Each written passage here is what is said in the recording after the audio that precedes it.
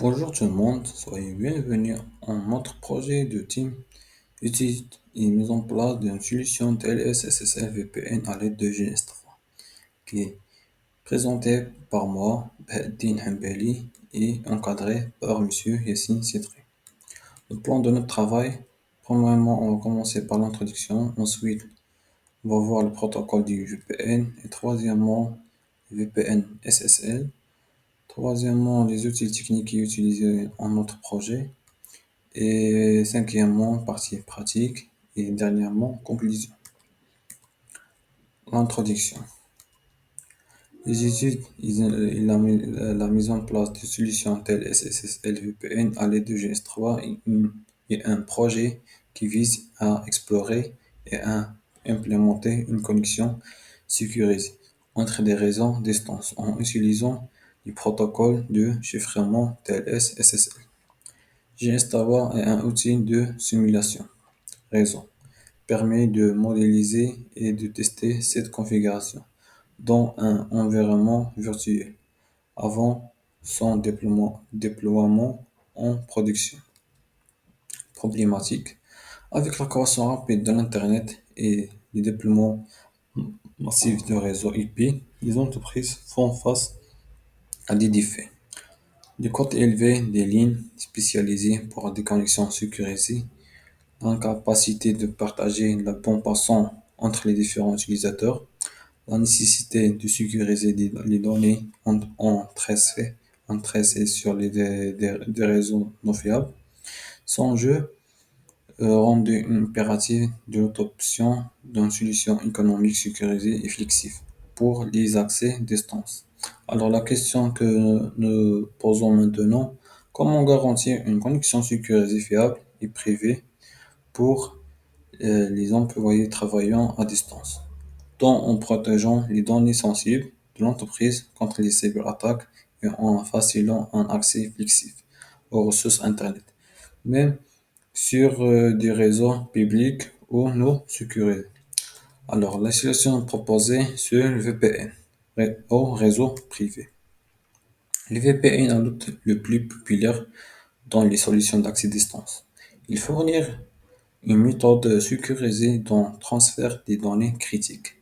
Les fournisseurs comme Cisco Systems améliorent continuellement leurs produits pour fournir des fonctionnalités qui tirent parti de projets réalisés dans les normes et les protocoles comme IPsec et L2TP. Les protocoles VPN. Alors, une définition de VPN. Un VPN est une technologie permettant d'établir une connexion réseau privée et sécurisée sur une infrastructure publique. Il offre un accès distance sécurisé aux ressources réseau et assurer la confidentialité des données en utilisant des protocoles de chiffrement. Le VPN est particulièrement utilisé pour connecter les employés distance ou des sites d'une entreprise dont en garantissant la sécurité et l'intégrité des communications. Protocole VPN. Plusieurs protocoles réseau en duplication et chiffrement sont devenus populaires en réseau de l'évaluation de VPN. Premièrement, protocole PPTP. Deuxièmement, le protocole IPsec. Troisièmement, le protocole L2TP. Et quatrièmement, le protocole SSL VPN. Alors maintenant, on va concentrer sur le protocole SSL VPN. Alors le protocole SSL VPN est un protocole sécurisé de données transmises via Internet en utilisant le protocole SSL TLS, garantissant aussi un accès à distance sécurisé aux ressources Internet, au personnel. Il protège la confidentialité et l'intégrité des données entre les appareils de l'utilisateur et le réseau, sans nécessiter de logiciel client spécifique, fonctionnant directement via des navigateurs web standards pour le plus simplicité et de polyvalence. En fonctionnement de SSL VPN, Principe différent entre le SSL et TLS est que ce dernier utilise des algorithmes chiffrement plus forts, que peut supporter plusieurs extensions. SSL et TLS utilisent le chiffrement à clé publique pour l'authentification et le chiffrement symétrique pour l'échange de données. Le protocole TLS est fourni par quatre sous-protocoles. Premièrement, le protocole Handshake, le deuxièmement, le protocole Record, troisièmement, le protocole Alert et quatrièmement, le protocole CSS. Voilà ce figure qui est présenté de ce protocole. Le protocole Handshake, il permet aux clients et aux serveurs dont s'identifier mutuellement de négocier les algorithmes de chiffrement, de négocier les algorithmes de MAC, Message Authentication Code, et enfin de négocier les clés symétriques qui vont servir au chiffrement. Format d'échanger. Chaque message échangé entre le client et le serveur contient trois champs. Premièrement, le type indique l'objet d'un message qui prend un octet. Deuxièmement, l'int indique la longueur d'un message qui prend 3 octets. Et troisièmement, le content contient les données transmises, plus d'un octet. Le détail d'échanger. Protocole de handshake tel SSL est un processus social qui établit une connexion sécurisée entre un client et un serveur. Voici les étapes principales de détailler. Premièrement, le client Hello. Le client envoie un message initialisé au serveur content. La version SSL TLS qui les supporte. Une liste des suites cryptographie disponibles, les algorithmes pour le chiffrement, l'identification et l'échange de clés. Un numéro aléatoire lancé pour renforcer la sécurité. Deuxièmement, le serveur Hello répond avec la version SSL/TLS qui est acceptée, la suite cryptographie sélectionnée, son propre numéro aléatoire lancé.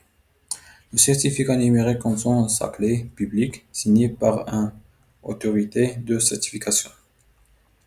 Troisièmement, la validation du certificat. Le client vérifie la validation du certificat. Il contrôle la signature auprès de l'autorité de certification. Il assure que le certificat s'en prend à un serveur, au serveur et ne veut pas expirer. Quatrièmement, génération des clés de session. Selon le mode d'échange des clés RSA au défi Hullman, le client générait un secret préliminaire pré-master secrets. Le chiffre avec le clé publique du serveur provenant du certificat. L'envoi au serveur. Calculer, cinquièmement, calculer de la clé de session. Le client et le serveur utilisant le pré-master secret. Et leur lancer aléatoire pour calculer le clé de session symétrique qui servira à chiffrer les données échangées. Sixièmement et la dernière étape, finish. Chaque code envoie un message finish chiffré avec la clé symétrique confirmant que le handshake a réussi. À partir de ce point, toutes les communications sont sécurisées à l'aide de la clé symétrique. Voilà ce figure qui résume les détails d'échanger. Le protocole Change Speak CSS. C'est un protocole informe les deux parties, client et serveur, qui allant devoir commencer à utiliser les algorithmes de chiffrement et les clés négociées lors de handshake. Ce protocole contient un seul message, appelé Change Speak, qui envoie par les deux parties à la fin du protocole de négociation. Ce message est court et sert uniquement de signal pour démarrer le chiffrement sécurisé. Une fois envoyées, toutes les communications suivantes seront cryptées avec la clé algorithme convenue. Protocole Alert. Ce protocole est utilisé pour les messages des erreurs que peuvent s'envoyer aux clients et serveurs. Il y a deux sorties de messages alert. Le fatal error entraîne l'arrêt de la connexion.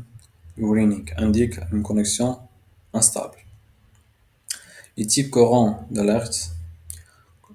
Closed Alert est utilisé pour indiquer la fin d'une session proprement.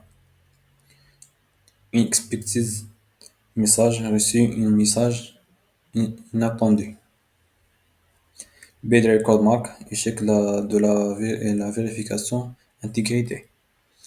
Handshake failure, échec pendant le handshake. Le certificat expert, le certificat est invalide ou expiré. Protocole record. Protocole record gérer une compilation et la transmission des données de manière sécurisée. Il prend en charge le chiffrement de données, ajouter les codes d'authentification MAC pour garantir l'intégrité, la fonctionnement. Fragmentation, les données sont divisées en blocs de taille fixe. Compression, les blocs pouvant être compressés optionnel. Ajouter des MAC. Un code d'authentification est ajouté pour détecter les falsifications. Chiffrement, les données sont chiffrées avec la clé de session. Transmission, les blocs sécurisés sont envoyés au destinataire. Détail du roulement. Premièrement, segmentation. Les données sont découpées en blocs de taille très petite. Deuxièmement, la compression. Les données sont compressées en utilisant l'algorithme choisi lors de la négation. Troisièmement, la signature HMAC est une signature de données générée à l'aide de la clé MAC. Quatrièmement, le chiffrement. Le paquet obtenu est chiffré à l'aide de la fonction récupérée lors de la négation. Cinquièmement, un en-tête de 5 octets est ajouté le champ type. De cette en-tête défile le type de protocole de niveau supérieur au record protocole. À la réception du paquet, le destinataire effectue l'opération suivante. Premièrement, la vérification en tête de SSL-TLS, déchiffrage des paquets. Troisièmement, la vérification de champ HMAC en appliquant la même fonction que ceux du CRE ci-dessus aux données déchiffrées, puis en comparant les résultats au HMAC reçu. Quatrièmement, décompression des données. Et cinquièmement, les ressemblages des parties. Voilà ce figure qui fait un petit résumé pour les détails du roulement. Les types de VPN SSL. On a deux types de VPN SSL. Premier type, Portel VPN SSL. Le deuxième type, Tunnel VPN SSL. Alors, VPN SSL portable, l'utilisateur final de se connecter à un seul site web appelé portail. Il est à partir de ce portail, l'utilisateur accède à plusieurs services réseau. L'utilisateur final accède d'abord à la passerelle VPN SSL et s'identifier à l'aide d'une méthode d'authentification standard prise en charge par la passerelle. Il est ensuite rédigé vers la page web du portail, via laquelle il peut se connecter à d'autres services réseau. VPN SSL Tunnel, l'utilisateur final peut se connecter en toute sécurité à plusieurs services réseau via un Internet qui fonctionne sans ce SSL. Les VPN SSL Tunnel permettant à utiliser d'accéder à des avantages, des fonctionnalités qui ne sont pas accessibles aux VPN SSL portables. Les avantages de VPN SSL, la sécurité renforcée, protéger les connexions des employés à distance en cryptant les données échangées, empêchant ainsi tous les accès non autorisés. La flexibilité et la commodité, accessible via un navigateur web standard sans installation de logiciel, idéal pour les environnements diversifiés. Accès sécurisé aux ressources permet un accès sur une application web, serveur de fichiers, messagères et autres ressources critiques, assurant la productivité et protection des données sensibles. À vous a voulu éviter. Facile à adapter à la croissance des entreprises sans modification majeure des infrastructures. La rentabilité, réduire les coûts grâce à l'absence de logiciel client et un maintenance simplifiée, minimisant les problèmes de compatibilité. Les environnements de VPN SSL, la surcharge de performance, le cryptage et décryptage des données peuvent introduire de la latence et réduire les performances, surtout pour les applications gourmandées à bon passant. La compatibilité limitée. Les VPN SSL sont principalement adaptés aux applications basées sur le web, rendant leur utilisation difficile pour les applications de bureau ou spécialisées. La dépendance au navigateur. Bien que pratique, il est dépendant des navigations web, ce qui l'exposait à leur vulnérabilité. La sécurité nécessaire des navigateurs à jour est bien configurée. Gestion complexe. La configuration des contrôles d'accès, de notification et des paramètres de cryptage peut être complexe, surtout pour les réseaux d'entreprise et dévervisés avec un besoin constant, des mises à jour et des maintenances. Les outils techniques. Alors, les outils techniques et matériels réseau utilisés dans le projet. Premièrement, GNS3. Ce mode de réseau avancé utilisé pour modéliser, configurer et tester des infrastructures réseau. Deuxièmement, le VMware pour exécuter des machines hot Windows ou Linux. Fortinet, c'est un firewall et une solution de pare-feu et de sécurité réseau utilisé pour configurer le VPN SSL pour sécuriser la connexion distance. Utiliser les switches pour connecter plusieurs appareils dans un réseau local et les machines virtuelles comme OpenTool Desktop et des PC et des câbles pour connecter les appareils avec les switches et l'Internet ou cloud de GNS3 pour établir une connexion Internet dans la topologie. Partie pratique. Cas d'utilisation les différentes fonctionnalités de l'administrateur.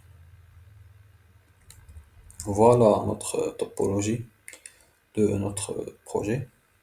La topologie simule une infrastructure réseau d'une entreprise en utilisant un pare-feu FortiGate pour la gestion de la sécurité réseau, inclut un réseau LAN pour les ressources Internet et un réseau WAN connecté à l'Internet.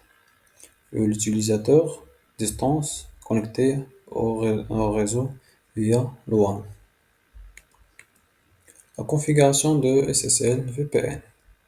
Pour configurer SSL VPN, on passe en plusieurs des étapes. Premièrement, configuration des comptes utilisateurs et du groupe pour l'utilisateur SSL VPN distance. Deuxièmement, configurer le portail SSL VPN. Et troisièmement, configurer SSL VPN setting. Quatrièmement, créer une politique de pare-feu vers et depuis l'interface SSL VPN. Accepter et décrypter les paquets. Autoriser le trafic des clients SSL VPN vers le réseau Internet et inversement en option. Cinquièmement, créer une politique de pare-feu pour autoriser le trafic SSL VPN vers l'Internet, utilisé pour autoriser le trafic de tous les clients via le FortiGate vers l'Internet lorsque le tunnel fractionné est désactivé. Le FortiGate peut être utilisé pour appliquer des profils de sécurité. La configuration utilisateur et le groupe de l'utilisateur. Alors, accéder en VPN et cliquer sur User Definition ou définition d'utilisateur. pour créer un nouveau utilisateur local. Alors, on va créer un utilisateur local qui s'appelle user et entrer le password ou le mot de passe.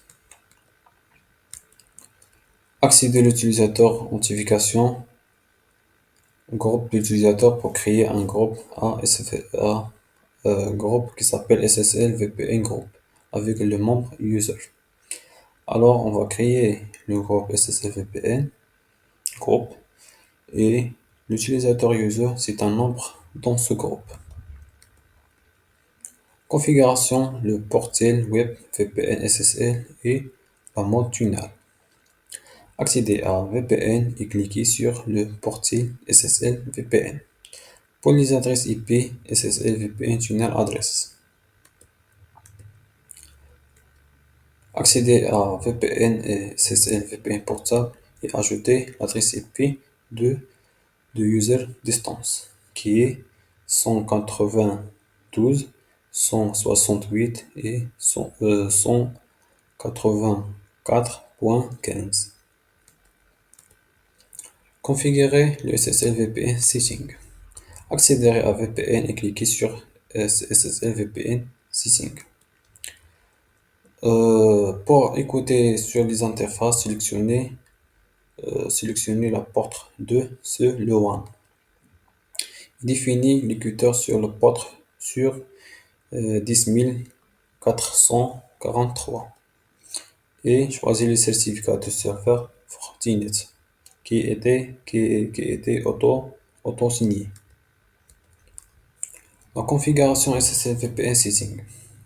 De ma page d'authentification portielle pour tous les autres utilisateurs, les groupes, définis les portails sur Full Access et créer une nouvelle page d'authentification portielle pour le groupe SSL VPN Group Mapping Portable Full Access.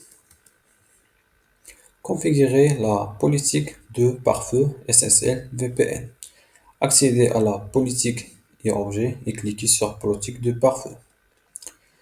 Resigner le nom de politique de pare-feu. Dans ce exemple, accès complet au tunnel SSL VPN. L'interface doit être l'interface de tunnel SSL VPN, c'est ssl.routes. Choisis une interface sortante. Dans cet exemple, c'est le port 1, c'est le LAN. Définissez la source sur AL et le groupe sur SSL VPN Group. Définis la destination sur AL. Définis Shadow sur Always. Service sur AL et action sur Accepter. Conclusion. Les mises en place de VPN tel SSL dans un environnement simulé avec GS3 a permis de démontrer la pertinence et l'efficacité de ces technologies dans la sécurisation des communications à distance.